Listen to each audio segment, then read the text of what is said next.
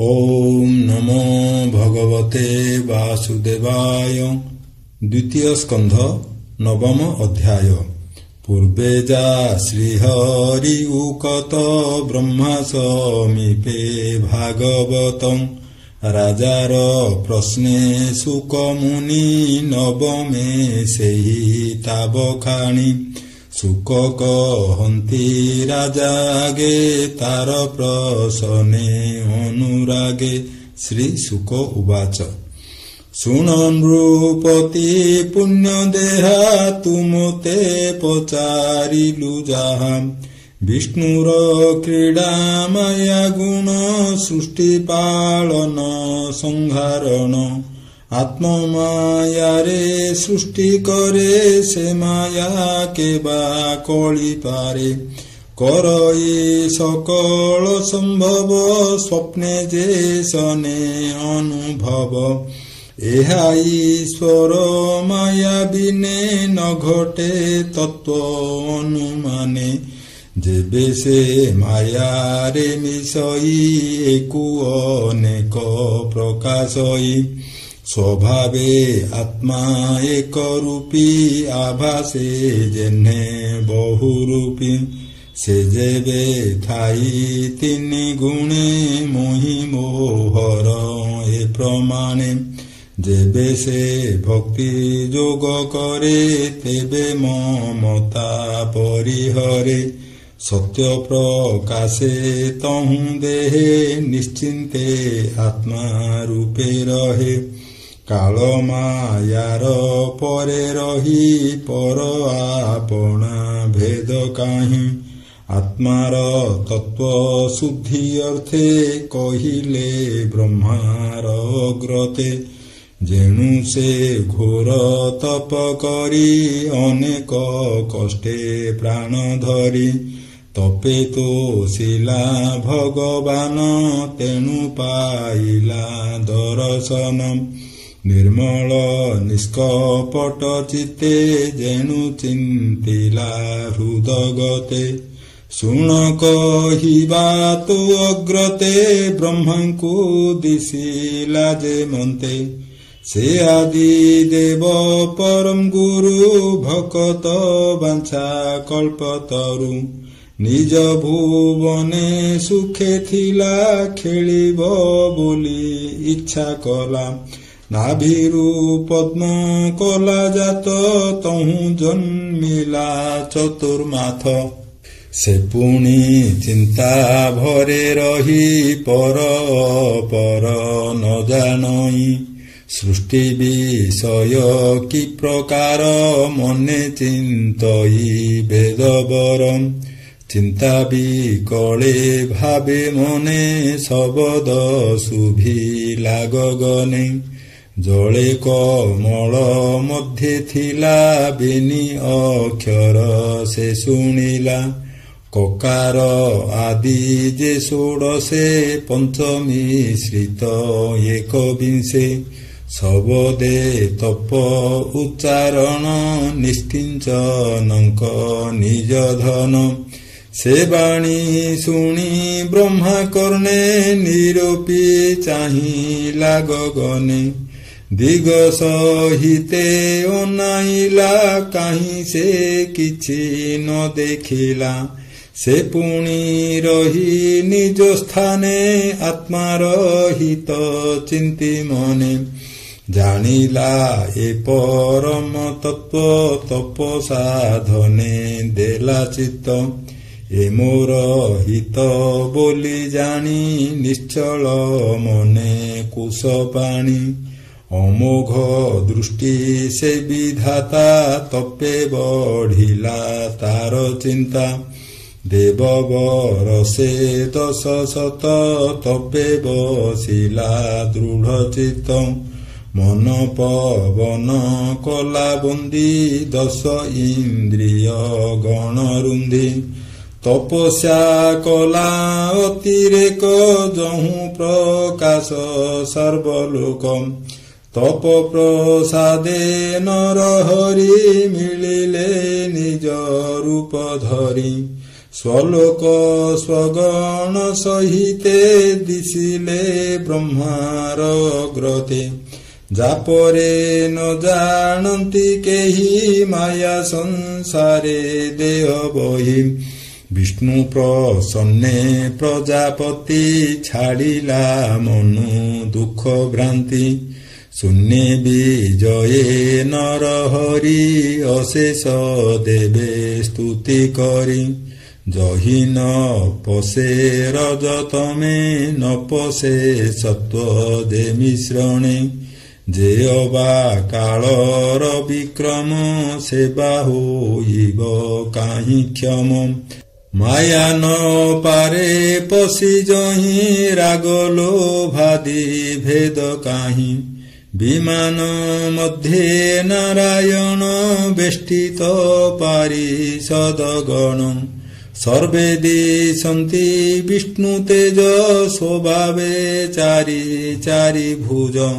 ଶ୍ୟାମ ସୁନ୍ଦର ତନୁବର୍ଣ୍ଣ ଅରୁଣ ପଙ୍କଜଲୋଚନ। ପୀତବସନ ପରିଧାନ ସୁରୁଚି ସୁନ୍ଦର ବଦନ। ମଣିପଦକ କଣ୍ଠ ଦେଶେ କାମ ଗଞ୍ଜନ ନିଜ ବେଶେ। ପ୍ରବାଳ ବଇ ଦୁର୍ଯ୍ୟକାନ୍ତି ମୃଣାଳ ପ୍ରାୟ ଝଟକନ୍ତି। କିରୀଟ ଖଞ୍ଜିତ କପାଳ ଶ୍ରବଣେ ମକର କୁଣ୍ଡଳ। ତେଜେ ବିରାଜେ ନଭସ୍ଥଳୀ ବିମାନ ପରେ ସର୍ବେ ମିଳି। ଦିବ୍ୟ କାମିନୀ ଗଣ ସଙ୍ଗେ ବିଜୁଳି ଜେନେ କଳା ମେଘେ। ଅଷ୍ଟବିଭୂତି ସଙ୍ଗ ମେଳେ କମଳା ଖଟେ ପାଦ ତଳେ। ଦିବ୍ୟ ଦୋଳିକା ମଧ୍ୟେ ନାରୀ ପୁଷ୍ପ ବରସି ସ୍ତୁତି କରି।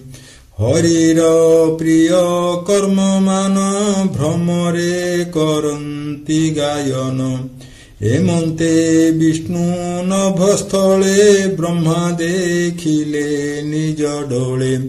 ଯାହାର ନାମ ଶ୍ରୀପତି ଭକତ ଜନଙ୍କର ପତି। କମଳାପତି ଯଜ୍ଞପତି ଜଗତପତି ସର୍ବଗତି। ସୁନନ୍ଦ ନନ୍ଦ ଆଦି ଯେତେ ପୂଜା ଉଚିତ ବଳି ହସ୍ତେ। ପୂଜନ୍ତି କିଙ୍କର ସ୍ୱଭାବେ ମିଳି ସମ୍ଭ୍ରମେ ସର୍ବଦେବେ। ଭୃତ୍ୟଙ୍କୁ ପ୍ରସନ୍ନ ବଦନ ଅରୁଣ ପଙ୍କଜଲୋଚନ। କିରୀଟ କୁଣ୍ଡଳ ବିରାଜେ ପୀତବସନ କୋଟି ମାଝେ। ଶ୍ରୀବତ୍ସ ଚିହ୍ନ ହୃଦେ ସୋହେ ରୂପେ ଅଶେଷ ଜନ ମୋହେ। ଅମୂଲ୍ୟ ସିଂହାସନେ ସ୍ଥିତି ବେଷ୍ଟିତ ପଞ୍ଚବିଂଶ ଶକ୍ତି। ସ୍ୱଭାବେ ଐଶ୍ୱର୍ଯ୍ୟମୟ ଇତର ଜନେ ଅନିଶ୍ଚୟ। ସ୍ୱଧାମେ ସ୍ୱରୂପେ ରମନ୍ତି ଏଣୁ ସେ ଈଶ୍ୱର ବୋଲାନ୍ତି। ଏମନ୍ତ ରୂପ ବ୍ରହ୍ମା ଦେଖି ଉଠିଲେ ଆସନ ଉପେକ୍ଷି। କୃଷ୍ଣ ଦର୍ଶନ ଆହ୍ଲାଦ ଅନ୍ତରେ ହୋଇ ଗଦ ଗଦ। ଲୋମହର ସେ ତନୁ ପୂର୍ଣ୍ଣ ପ୍ରେମାଶ୍ରୁ ଗଳଇ ଲୋଚନ। ଶ୍ରୀକୃଷ୍ଣ ପାଦ ପଦ୍ମ ଚାହିଁ ନମିଲା ଶିରେ କର ଦେଇ। ଆନନ୍ଦ ସାଗରେ ବୁଡ଼ିଲା ଅଧିକେ ଆତ୍ମା ପାଶୋରିଲା। ଅତି ଆନନ୍ଦେ ପ୍ରେମ ସୁଖେ ସେ ବ୍ରହ୍ମା ବିଷ୍ଣୁର ସମ୍ମୁଖେ। ପ୍ରଜା ସର୍ଜନେ ତାର ମନ ଜାଣିଲେ ପ୍ରଭୁ ଭଗବାନ। ବ୍ରହ୍ମା ବଦନ ହରି ଚାହିଁ ଈଶିତ ହାସ୍ୟ ବାକ୍ୟ କହି। ଆତ୍ମାର ପ୍ରିୟ ପ୍ରାୟ କରି ବ୍ରହ୍ମାର କର କରେ ଧରି।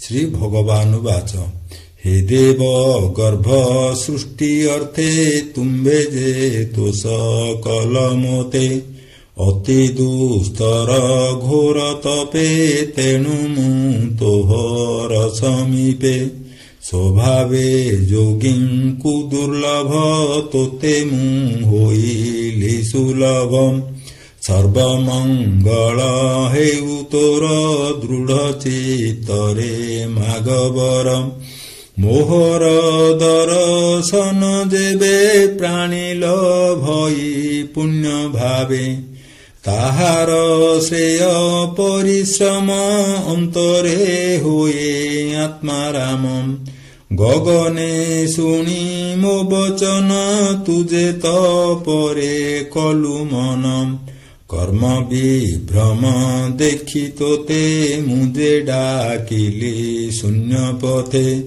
बोइली दृढ़े तप कर मु तोते होई विगोचर मोर हृदय तप जान तप मो आत्माटी प्रमाण तपे मु सृष्टि करे हेले अंते संघरे तप बळे तपर बळे जगत मुहि पालई अविरत हेमंत विष्णु मुखु शुणी विधाता कहे स्तुति वाणी ब्रह्मा उवाच हे नारायण भूतेश्वर प्राणी हृदये तोर घर हृदय पद्म मध्ये थाओ प्राणी की उपदेश देऊ एणु मोहर मन जानी जे ज्ञान देलु चक्र पाणी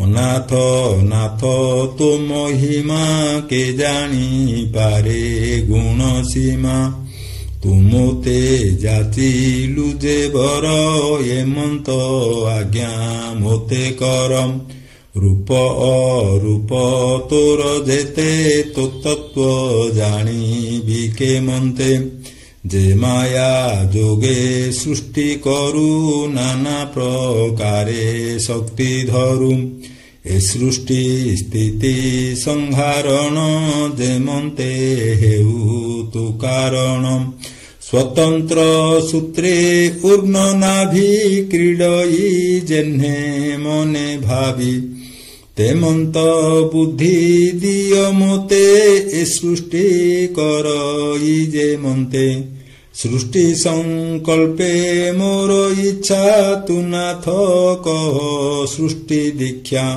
सृष्टि करणे भगवान केबे हे नाही मोर ज्ञान तो अनुग्रह देबे मोते तु नाथ बस मोर चित्ते हे हरि सखा प्राय करी तुझे मोहर कर धरी से अहंकार मोर मने नोहिब हेब तो अर्चने जाबत प्रजा सर्गे जन करिबी उत्तम मध्यम मुअज स्वतंत्र मो भाव हेमंत नोहिब मो गर्व श्री भगवान वाच शुण विधाता मो वचन जेणे लभिबु सृष्टि ज्ञान जे भक्ति जोग मो सन्नत अटई अत्यंत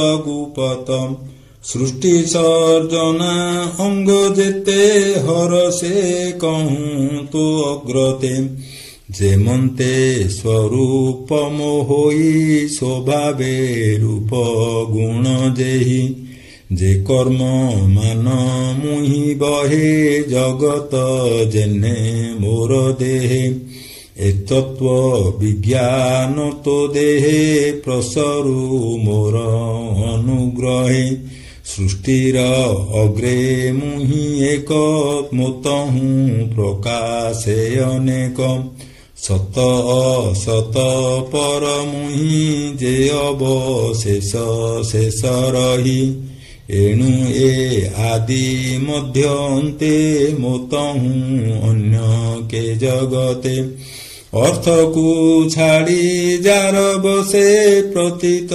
ହୁଅ ଭାସେ ମାୟା ପ୍ରକାଶ ସେ ପ୍ରମାଣେ ତମ ଯେ ସନେ ଜ୍ୟୋତିର୍ଗଣେ ଯେମନ୍ତେ ସ୍ଥୂଳ ସୂକ୍ଷ୍ମ ଭୂତେ ପ୍ରବେଶ ପଞ୍ଚ ମହାଭୂତେ ଛାଡ଼ି ପଶନ୍ତି ପୁଣ ପୁଣ ମୁଁ ମାୟା ଶରୀରେ ତେ ସନ ଆତ୍ମା ସର୍ବଦା ସର୍ବଠାବେ ଅନ୍ମୟ ବ୍ୟତିରେକ ଭାବେ ଏହା ଜାଣନ୍ତି ତତ୍ତ୍ୱଜ୍ଞାନୀ ମାୟା ସଂସାରେ ଅନୁମାନୀ ତୋର ପ୍ରସ୍ତାବେ ପ୍ରଜାପତି କହିଲି ସୃଷ୍ଟି ଯଥାଗତି ଦେଖି ବିଚାର ଅନୁମାନେ ଯେ ସର୍ବକାଳେ ବିଦ୍ୟମାନେ ଏ ମୋର ତତ୍ତ୍ୱ ଜ୍ଞାନ ବଳେ ଧର